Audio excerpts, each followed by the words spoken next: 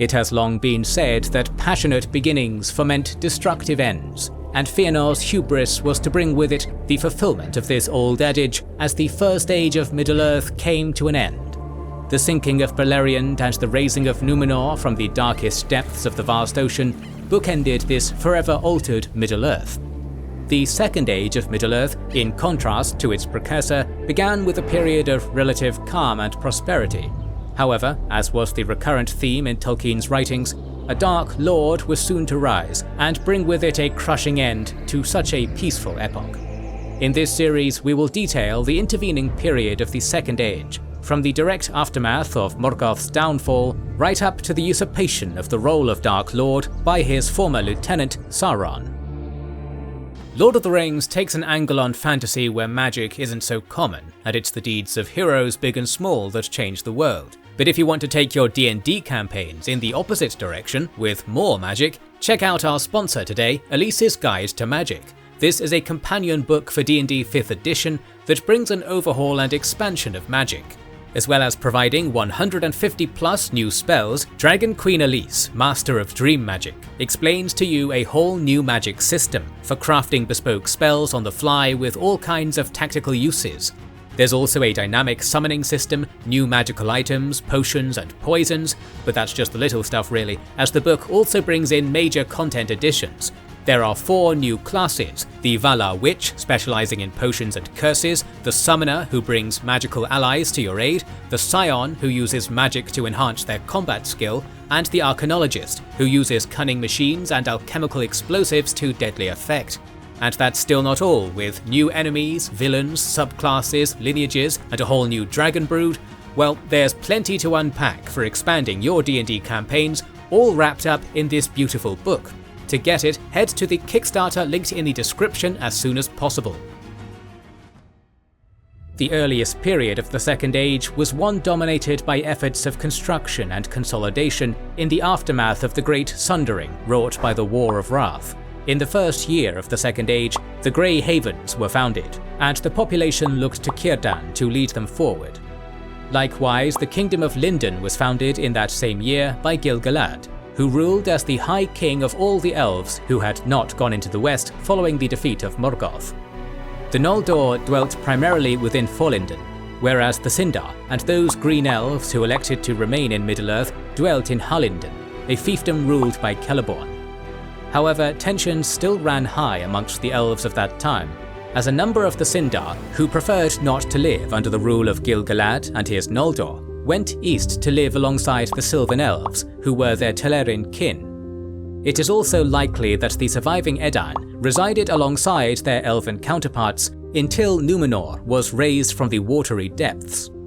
The Edain who may have dwelt here received great counsel and education from the Maya Eonwi prior to his return to the utter west, which was to benefit them immensely in their new kingdom.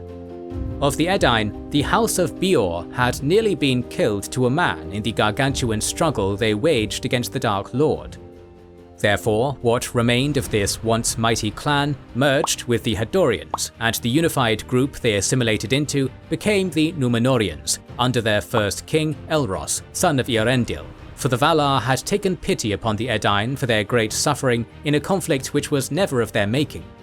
As a result, the Valar raised the island of Alenna from the depths of the ocean, and in return for their suffering, granted it to the Edain who had fought by their side during the War of Wrath. So it was that Elros, taking upon himself the name of Tar Minyatar, meaning High First King, led his people to Alenna, which was to be called Númenor in the year SA 32. The Númenóreans possessed far greater lifespans, physical prowess, and, at least in the earlier days of the kingdom's history, greater wisdom than those of the men who continued to dwell upon the shores of Middle-earth. However, the ban of the Valar continued to apply to the Númenóreans, in that they were forbidden from sailing so far westwards as to no longer be able to sight their fair isle. This ban was put in place to prevent the Edain from coming to the Undying Lands, a realm which men were forbidden from entering. This ban was strictly adhered to under the wise rule of the earliest kings of Númenor, for their respect and knowledge of the Valar following the close-won victory over Morgoth in the War of Wrath was substantial. The Dwarves were also substantially affected by the War of Wrath, as the cities of Belagost and Nogrod in the Blue Mountains were effectively ruined by the upheavals caused by the mighty struggle spearheaded by the Valar.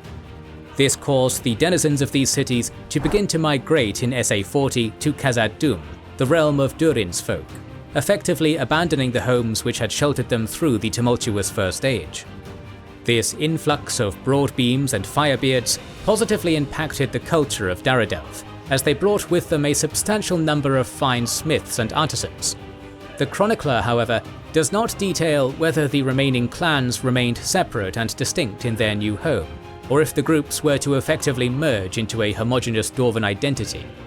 As the dwarves and elves flourished upon Middle-earth proper, the kingdom raised by Ossi, established through the great works of Ó'hÁinle and enriched to its fullest by Yavanna, began to take shape. The Gardens of Númenor were subsequently brought into being by the elves, who sought to reward their long-standing allies amongst the Edain. 4 flowers and fountains were brought out of the city of Avaloni upon the island of Tol Eressëa, serving to create a realm of men that Húrin, Tuor and Turin, among others, could only have dreamt of during their defiant struggles. The island garnered many names, for the Valar called it Andor, or the Land of the Gift, whereas its own people oftentimes referred to it as Westernesse, due to the fact that it lay furthest west of all the lands inhabited by mortals. Its culture was one which was easily identifiable, yet in many respects alien to its ancestors, who had gladly laid down such torrents of blood to ensure the survival of their descendants. For it could not be said to be a part of Middle-earth, yet at the same time, none could truly say that it was wholly separate from the land of their ancestors. The first king, Elros, was to provide a mark by which all others who came after were to compare themselves against. For, having turned down the immortality offered to him by the Valar, Elros Tarminyautha came to the throne aged 90 in the mighty Númenórean capital of Armenelos.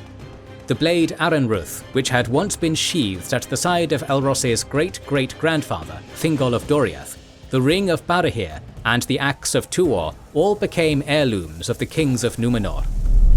Elros would also have 4 children throughout his 410-year reign, among them Vardamir Nolemon, Manwendil, Atenelkar, as well as his daughter Tindomiel, before passing in the year SA 442.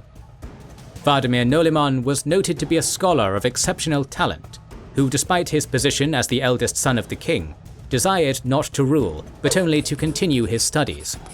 Therefore, upon his father Elros's death, he accepted the crown of Númenor, only to immediately abdicate in favour of his eldest son Tar Amendil. As a result, he is considered to be the second king of Númenor due to his nominal 1-year reign, and would die in SA 471, aged 410. Tar Amendil, who accepted the kingship of Númenor due to his father's abdication, was therefore counted as the third king of Númenor. He had 3 children, Tar Elendil, Eärendor, and his daughter Mairen, in what was otherwise an unremarkable reign.